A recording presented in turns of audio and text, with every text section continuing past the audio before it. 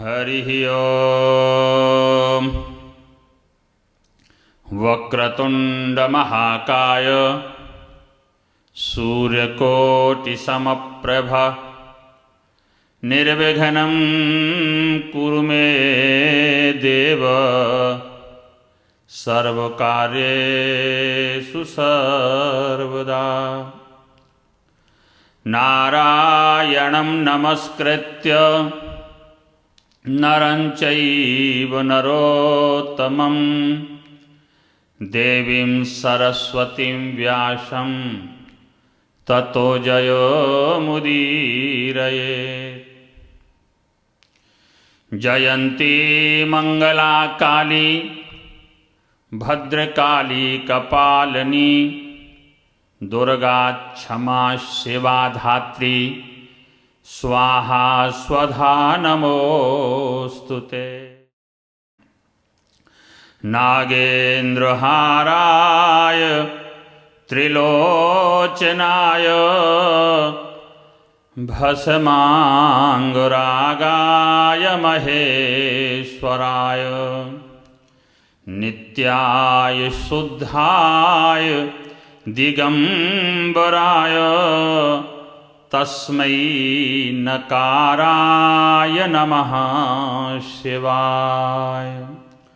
ओम श्रीमन्महागणाधिपतये नमः। सरस्वत्यै नमः। उमामहेश्वराभ्यां नमः। बोलिए श्री गणपति भगवान की जय। उमापति महादेव की जय। एक समय अर्जुन तपस्या करने के लिए इंद्रकील पर्वत पर गए। इच्छा थी तपस्या के माध्यम से अनेकों प्रकार के दिव्यास्त्रों की प्राप्ति करना। युद्ध के आरंभ से पूर्व जिस समय अर्जुन तपस्या करने चले गए, द्रौपदी को बड़ी चिंता हुई। मन में विचार करने लगी कि हमारे शत्रु बहुत हैं।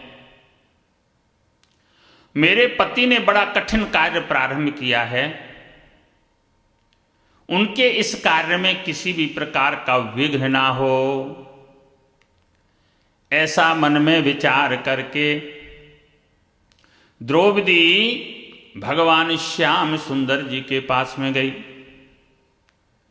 भगवान को जाकर के प्रणाम किया, प्रार्थना की, हे जगत गुरु, मेरे को कोई ऐसा व्रत वर्णन करो जिसको करने से किसी भी प्रकार का कोई विघ्न ना आए। इस प्रकार की प्रार्थना भगवान श्याम सुंदर से की तो भगवान ने कहा, हे द्रौपदी, जो बात तुमने मेरे से पूछी इसी प्रकार से एक बार भगवती पार्वती जी ने भगवान शंकर जी से पूछा, और जो भगवान शंकर ने पार्वती जी को वर्णन किया वही मैं तुमको वर्णन करता हूं। ये भगवान श्याम सुंदर ने द्रौपदी को वर्णन किया, भगवान शंकर जी ने पार्वती जी को वर्णन किया है। कहने लगे कि कार्तिक महीने की कृष्ण पक्ष की जो चतुर्थी तिथि है, इस तिथि को विघ्नहरा तिथि कहते हैं। करक चतुर्थी नाम से प्रसिद्ध है। करक से ही करवा बना है, जिसको करवा चौथ कहने लगे। करक चतुर्थी कार्तिक के महीने में कृष्ण पक्ष की चतुर्थी तिथि को कहते हैं। इस तिथि का यदि विधिवत व्रत किया जाए तो निश्चित रूप से समस्त विघ्नों का निवारण होता है। इसका नाम ही विघ्नहरा तिथि है। भगवती पार्वती जी ने भगवान शंकर से कहा कब और कैसे और पहले इस व्रत को किसने किया, विस्तार से वर्णन करो। पार्वती जी के कहने पर भगवान शंकर जी वर्णन करने लगे। प्राचीन समय में शुक्रप्रस्थ दिल्ली नाम की नगर में वेद शर्मा नाम के एक ब्राह्मण, जिनकी पत्नी का नाम लीलावती, जिनके 7 पुत्र पैदा हुए, एक पुत्री पैदा हुई जो कि सबसे छोटी थी। नामकरण संस्कार में नाम रखा वीरवती, वीरवती नाम की एक पुत्री। ब्राह्मण बड़े ही वेदांग थे, विद्वान थे। उनकी पुत्री धीरे धीरे धीरे सयानी हुई, विवाह के योग्य हो गई, तो पुत्री का विवाह एक सुयोग्य ब्राह्मण पुत्र के साथ में कर दिया। विवाह के पश्चात करक चतुर्थी करवा चौथ का दिन आया, तो सभी भाभियां अपने व्रत की तैयारी में थी। व्रत की तैयारी कर रही तो भाभियों के साथ में मिलकर के वीरवती ने भी सबसे व्रत का प्रारंभ किया। ये व्रत सायंकाल के समय पूजा करने का विधान है। प्रातः काल उठें, स्नान आदि से निवृत्त होकर के हाथ में जल लेकर के संकल्प करें, आज मैं करक चतुर्थी करवा चौथ का व्रत करती हूं, करूंगी, ऐसा संकल्प करें। और सारे दिन भगवान, इसमें शंकर भगवान की सपरिवार पूजा होती है, भगवती गौरी की विशेष करके उसमें ध्यान करें, पूजा करें। गणपति भगवान समस्त विघ्नों को दूर करने वाले हैं। भगवान शंकर की जब भी पूजा होती है सपरिवार होती है। भगवान गणपति का पूजन होता है, भगवती उमा, शंकर जी, कार्तिकेय जी। तो सुबह से व्रत प्रारंभ किया, सायंकाल का समय हुआ, फिर से सभी ने स्नान आदि किया, अनेकों प्रकार के पूजा के पकवान आदि बनाए। सभी अपनी अपनी पूजा की सामग्री, गंध, पुष्प, धूप, दीप, नैवेद्य आदि लेकर के, पूजा की सामग्री लेकर के बरगद के वृक्ष के नीचे बैठ गईं। सभी भाभियां उनके साथ में, वीरवती भी बड़े भाव से और श्रद्धा से वृक्ष में ही गौरी जी का नामकरण, नाम लिखा। गणेश जी, शंकर भगवान, कार्तिकेय जी, सभी का विधिवत पूजन की। नमः शिवायै सर्वाण्यै सौभाग्यम संततिम शुभाम प्रियच्छ भक्ति युक्तानां नारीणाम हरिवल्लभे। भगवती शिवा से प्रार्थना की, हे गौरी, हे सर्वाणी, हमको शुभ संतति प्रदान करो। बड़े भाव से, श्रद्धा से पूजा की। भगवान गणपति की गंध, पुष्प, धूप, दीप, नैवेद्य, षोडशोपचार पूजन किया। भगवती उमा का पूजन, शंकर भगवान। भाव पूर्वक श्रद्धा से पूजा बरगद के वृक्ष में ही करने के पश्चात वापस अपने घर आ गईं सभी। चंद्रमा के उदय होने तक ये व्रत किया जाता है। सभी भाभियां और वीरवती उनके साथ में चंद्रमा के उदय होने की प्रतीक्षा में थी, परंतु वीरवती की आयु छोटी थी। अब तो वो भूख और प्यास से बड़ी बेचैन हुई, विचलित हुई, मूर्छित हो गई। भाइयों को ये बात पता लगा। स्नेहिता सबसे छोटी थी, साथ साथ जिसके भाई बड़ी प्रिय थी, दुलारी थी, दौड़ करके आए और अपनी बहन के सिर पर जल के छींटे लगाए, पंखा ढुलाने लगे, सिर को ढुलाया, उठाने का प्रयास किया। जैसे तैसे नेत्र खोले तो उनमें से एक भाई ने जलती हुई एक लकड़ी लेकर के वृक्ष ऊपर चढ़ के कहा, देख बहनों, चंद्रमा उदय हो गए हैं, तुम अर्घ दे लो। स्नेहवश भाई की बात पर विश्वास किया विश्वास करने से अर्घ दे दिया, व्रत खोल लिया, परंतु चंद्रमा वास्तव में उदय नहीं हुए थे, जिससे कि व्रत भंग का दोष लगा। समय आने पर वो अपने पति के घर में गई। उनके पति की मृत्यु हुई किसी कारणवश। अब तो वीरवती ने अन्न और जल का त्याग कर दिया। 1 साल तक भगवान शंकर जी भगवती के ध्यान में ही बैठी रही। फिर से साल पर्यंत करक चतुर्थी, कार्तिक का महीना, कृष्ण पक्ष चतुर्थी तिथि आई। अब तो वीरवती की इस तपस्या से इंद्राणी बड़ी प्रसन्न हुई, इंद्र की पत्नी। अब तो वो स्वयं ही उनकी तपस्या से प्रसन्न होकर के उनके पास में आई। वीरवती ने उनको प्रणाम किया, हाथ जोड़कर के प्रार्थना की कि ऐसा मेरे से कौन सा अपराध हुआ जो कि मुझे ये समय देखने को प्राप्त हुआ। मैं आपकी शरण हूं, मेरे अपराध का मुझे बोध कराओ, ज्ञान कराओ। तब इंद्राणी ने उनको समझाया, तुम चिंता मत करो, तुम्हारे पति अवश्य जीवित होंगे, तुमको अच्छी संतान की भी प्राप्ति होगी।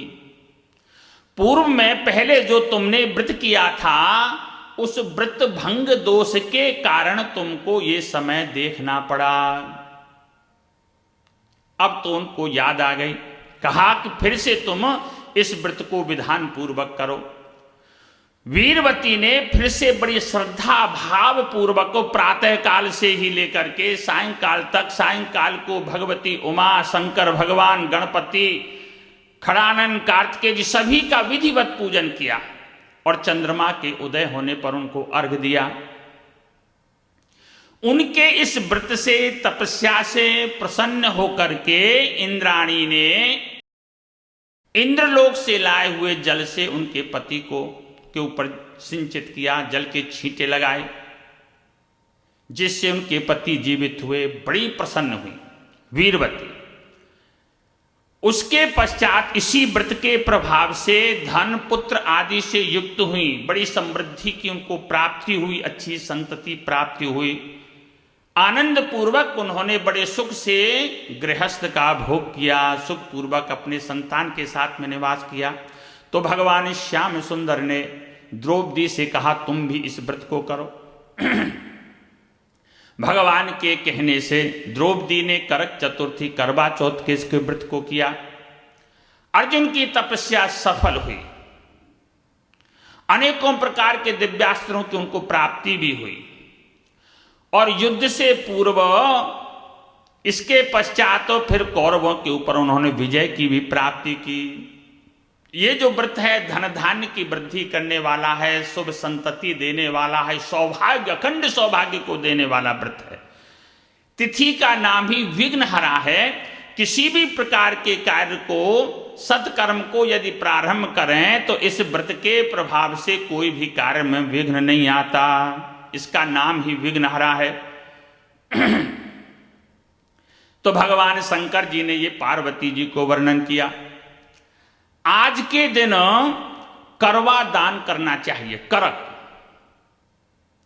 जल से, दूध से, मिष्ठान से, जैसी जिसकी श्रद्धा है, सौभाग्यवती स्त्री या किसी ब्राह्मण को दान देना चाहिए। पूजा के पश्चात उनसे करवा दान करते समय प्रार्थना करनी चाहिए कि करकम क्षीर संपूर्णम तो ये पूर्ण मथा पिवा ददाति रत्न संयुक्तम चिरजीवतु में पति ही। जिस किसी को भी सौभाग्यवती को ये करवा दान किया जाता है, उनसे प्रार्थना करें कि ये करक दूध से, जल से, मिष्ठान से, जिस वस्तु से भी भरा है, मैं आपको देती हूं। मेरे पति को लंबी आयु की प्राप्ति हो।